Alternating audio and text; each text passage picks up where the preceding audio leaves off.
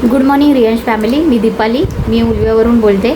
मला आपल्या रियांश अमृत ज्यूसबद्दल अजून एक अनुभव शेअर करायचा आहे. तो आहे माझी मैत्रीण अनिता आहे. तर अनिता ताईचा एक अनुभव असा होता की तिला पायचा प्रॉब्लेम होता, जसं मूळव्याधाचा.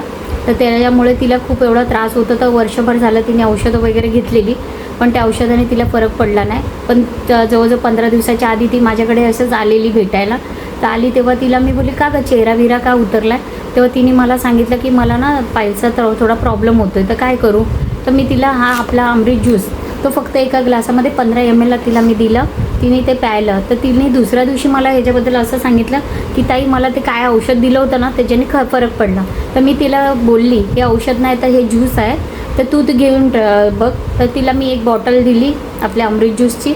तिने ते बॉटल घेतली. तर आपण तिच्याकडूनच अनुभव ऐकून घेऊया. ताई, तू बोल, तुला काय काय अनुभव आला अमृत ज्यूसबद्दल? हे घे आपला अमृत.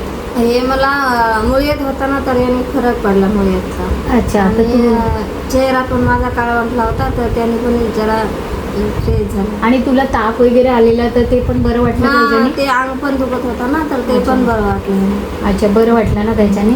अच्छा. तर मग ते तू किती वेळ घेते? मी 2 टाइम घेते. अच्छा. तर हे ज्यूस आहे, तर तुला तो आवडला? कसं आहे, गोड आहे की कडू आहे? नाही, गोड आहे, कडू नाही. आणि मी तुला मागे माहिती आहे सांगितलं होतं, तुझ्या मिस्टरांना कांजणे आल्या होत्या, तर तुझ्या त्या पाठीवरती पण त्यांना ते अमृत ज्यूस तू लावले? मी लावते रोज संध्याकाळी. तेला पण फरक पडला. अच्छा, फरक पडला का त्यांना पण बरं वाटलं ना? बरं वाटतं तेला. चालेल. थोडं चुरचुरलं, पण त्याच्याने पण बॉडीला थंड भेटेल, त्यांना फरक पडेलच. चालेल ताई. Thank you Riyansh family.